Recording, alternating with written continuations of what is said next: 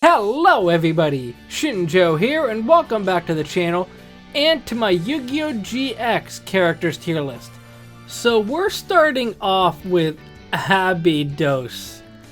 I know who all these characters are, but if they're very forgettable characters, I'm just gonna put them in the Who tier anyway. And on that note, I'm gonna run through really quickly and go through some characters that are very forgettable to me. Alright, I think that works out well. Abydos and Don Zalug are easily the most forgettable Shadow Riders. Gerard is just a plotline that I don't know why they incorporated. I don't know why Alexis's friends are here, and I think this is like Dorothy's assistant, but like, who even cares? But let's get started with the actual list. Adrian, there are very mixed emotions from Adrian, as I can imagine from what I've seen online. There are some people that absolutely despise Adrian for what he did in GX, and I am not one of them. Sure, what Adrian did is certainly bad, but can we really say any character in GX is actually fully good? I'll put him in average just to start this.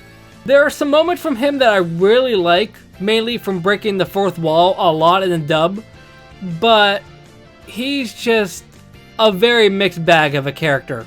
Alexis, this is going to be easy. Absolutely missed potential. Granted, she does do things throughout the whole of GX, but just like with every girl character, there's so much that they could have done with her that they just didn't. They could have had her actually win a duel for a change. I think she actually did win duels, but not from anything that I would call really extraordinary. Aster is going to go in really good tier. I really like Aster's debut, his voice in the dub, his personality, his cards that he used, his backstory, everything about him. Atticus is going to go average. He started off really good with the Shadow Riders, and actually on that note, I see Night Shroud right over here. So he started off really good with the Shadow Riders thing, but after that was cleared out, he just turned into a joke. And I really didn't like that. Axel, just like Aster from before, he's gonna go in really good. He wasn't a character I really thought about a lot because there was always the funny haha of Jim Crocodile Cook carrying around a giant alligator, or Jesse Anderson having these dual monster spirits, but Axel is honestly an underrated character in my opinion. Plus we have very few characters that use fire decks, so I will take any opportunity to praise a fire deck that I can. Banner is probably gonna go like right at the top of average. I like that he ended up being the final boss of the Shadow Riders, but at the same time he just kind of went MIA afterwards and didn't really do much of anything. So, sorry Banner. The main reason I wanted to put this tier in, Bastion Misawa is 1,000,000% missed potential. He gets to the point where I consider him a meme at this point. I like his debut duels, I like his calculating personality, but then Tanya comes in and essentially wrecks everything. Bastion probably could have been a good rival for Jaden, since Jaden's more loosey-goosey, off-the-hook sort of dueling style, where Bastion is more calm and calculated, but it just didn't happen. Blair is just gonna go average. She came in really late in the series, so it was hard to form a connection. Bonaparte, same sort of thing, although I do like his personality alongside Marcel, his son, which was probably a really big plot twist when I watched this back in the day. Again, Bonaparte's just a one-off character that never got a win, and Marcel just ended up being a host for Yubel. So, kind of upsetting. Camula is gonna go next to Banner in average. Camula actually defeated Zane one of the few times that Zane doesn't win a duel, but then she immediately gets defeated by Jaden. Which reminds me of Tanya, because it's the same sort of thing where Tanya is a character that beats one of Jaden's friends, and then Jaden comes in and steps up and wins. Now, this might be something that's controversial, but I'm gonna put the Chaz in really good.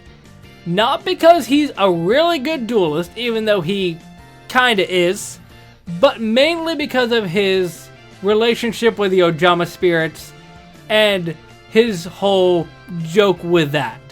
He's certainly not the best character in GX, but he delivers some of my favorite lines from the GX dub. Moving onwards to Chumley, it's another case of missed potential. He could have been a character that actually did something more, but he just didn't. And then they just wrote him off to go live with Pegasus. Crowler is honestly gonna go in the really good tier as well. I like how Crowler's Season 4 duel with Jaden ended the same way their first duel went, and Crowler actually gets a win, so that's a leg up on him. Dimitri is gonna be missed potential. Even though it's kind of hard to build potential with somebody that uses other people's decks, but he could have been an actual character, but they just didn't. Darkness, it's been a while since I've seen Season 4 of GX, so I am just gonna put Darkness and Truman right there. And I'll put Yusuke right there as well. I'm not as familiar with these three characters, but I know that they were like the three biggest villains in the season. But I don't really remember much about them. Dorothy, I could say missed potential, but I'm not sure what else you could actually do with Dorothy. So, unfortunately, that's just where you're going to be. Echo, the only reason that I remember Echo is because of Adrian, so I think it's fair to put Echo right next to Adrian. Fonda, again, and this is the same situation with a lot of characters from GX, which just missed potential. And Pharaoh the Cat?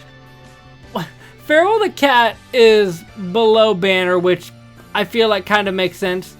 But I feel like they could have done something where Pharaoh actually does duel, even though it doesn't make sense. We had a talking dog in Zexal, even though it wasn't actually the dog that was talking, but they could have done some wacky things. Heck, we have Wheeler the Monkey here, which I'll put right next to Pharaoh. It's a weird situation where Pharaoh doesn't really do anything. Heck, I would put Wheeler above Pharaoh because they're both animals, but Wheeler actually duels. Hassleberry is probably going to go really good just at the very tail end of it. There are some situations of Hassleberry's that is very questionable, like the whole situation with his Dino DNA, but that's just become a staple meme for GX that I have to laugh at it at the same time. Moving on, we'll go to Kagimaru, Serena as well. Both of them are going to go in missed potential because they just show up one time and never show up again. Serena might show up in Season 4 because Sartorius is in Season 4. I'll put Sartorius in average, by the way. But I would consider missed potential, obviously missed potential, but also characters that show up one time and do very little. On that note, let's put Titan right there in missed potential as well. He duels twice, but he loses twice, so unfortunate. Shepard, I am 100% going to put in missed potential. When you consider duel monsters, the person that created the game, Maximilian Pegasus, duels. The person that's the reigning champion, Atem, duels. Shepard is in charge of the school, and he only duels once. I don't know how you can make it so he duels more than once, but I don't know. Viper is a similar situation to Darts from the last one, and I'll put Yubel there since I feel like it's fitting to put them together. Viper only duels the one time and never again, and that's honestly very upsetting. And as for Cyrus, Cyrus is probably going to go really good above Hassleberry. At least for me, I really like machine decks, so I really like the Roy deck in general. And I like how Cyrus had a similar path to Yugi, where he was shy at first, but grew into his own by the end of the show. Unfortunately, Zane is probably just going to be average. if it wasn't losing to Aster, to being obsessed with torturous duels, to essentially self-destructing himself in the Yubel arc, to coming back in a wheelchair at the end of the show, he just had a strong start but a weak finish in my opinion. Jim Cook, I'm gonna put him above Hasselberry. He's a really cool character, and that eye of his is really wicked. Jesse is also gonna go in the really good tier. I think he's gonna go above Hasselberry. I think he's gonna go right there next to Yusuke. And that only leaves 2 characters, or 1 character depending on how you look at it. Jaden and the Supreme King are gonna go in the very top tier. It just makes perfect sense. Honestly, even though I don't really like to admit it because 5Ds is my favorite Yu-Gi-Oh of all time, I think Jaden is my favorite protagonist of all the Yu-Gi-Oh so far. I'll touch on this in a future video I have planned, but I like the arc of Jaden becoming so seriously determined to win that he forgets to have fun, and that's when the Supreme King comes in. It's a really cool sort of development for Jaden and a really cool arc to wrap up things. But that is my tier list for the Yu-Gi-Oh! GX characters, at least the important ones. I think we got more important characters than we did in Duel Monsters, so that's a plus, but also a lot of forgettable characters. Let me know what you think down below, subscribe if you haven't, and I'll see you next time. Momentai.